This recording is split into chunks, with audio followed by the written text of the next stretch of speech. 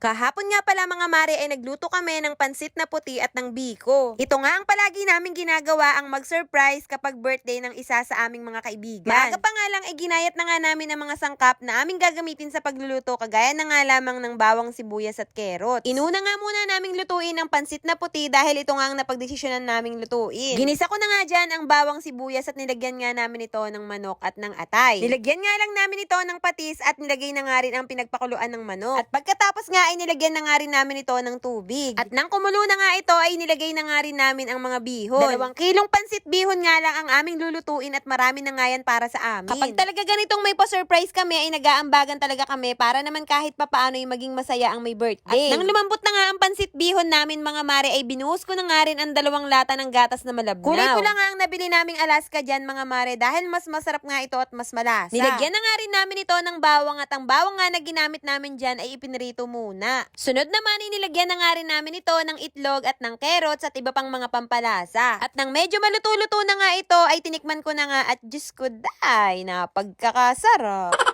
Paano ba namang hindi sasarap yan ay kumpleto sa Ricardo? Mas maganda talagang magluto ng kakaunti dahil hindi nga natitipid sa Ricardo. Nilagyan na nga namin ng toppings yan mga mare at pagkatapos nga ay nagtikiman na nga kami dahil kami nga ay tomguts sa tomguts na. At syempre hindi mawawala ang aming kape dahil coffee is life. At isa pa, ibang lamig nga dito sa aming lugar dahil bang lakas nga ng hangin. At parang bago nga lang magpapasko ay. And after naman namin kumain ng pansit na puti at nagkape ay eto namang biko ang aming lulutuin. Inuna nga muna naming lutuin itong aming ipang tatappings at pagkatapos ay nilagay na rin namin ang gata. Bali 2 kilong malagkit na bigas nga pala ang aming lulutuin at bumili lang kami ng 3 niyog at 2.5 kilong asukal. Bali nalagyan na nga namin yan ng food color at pagkatapos ay binuhos ko na nga rin ang aming sinaing na malagkit na bigas. Aminin nyo mat sa hindi, ito yung mga pagkain na sobrang nakakamiss kainin sa probinsya, honey. Mga ngalay lang talaga ang kamay mo sa paghahalo dito pero sulit na sulit naman dahil talaga namang napakasarap ng biko. Sobrang hirap nga maghalo nito mga mare kaya naman tinulungan na nga ako ng aking mga kaibigan. Pati nga itong si Kuya Eden ay nakitulong na nga rin dahil naaawa na nga daw siya sa amin. Habang kami nga ay nagluluto dyan, ay ito namang mga anak namin ay naglalaro sa kawayanan. Malalaman mo nga raw na luto na nga itong biko kapag dumidikit na nga ito sa sandok. At nang makita nga namin na dumidikit na nga ito sa sandok ay hinango na nga namin ito. Naghanda nga lang kami dyan ng 2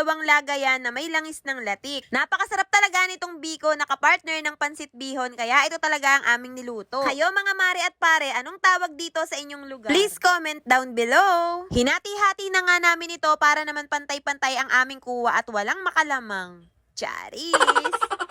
So ayun na nga mga mare, pagkatapos nga naming hiwa-hiwain ito ng pantay-pantay ay nilagay na nga rin namin ang toppings na latik. At muntik na nga itong maubos mga mare sa kapapapak nitong mga kaibigan ko. Aba, sana'y latik na lamang aming niluto, ani.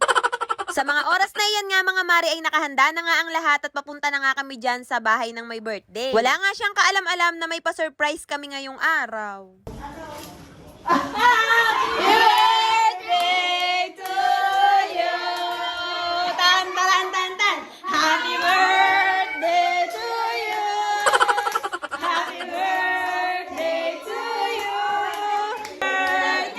Happy birthday to you!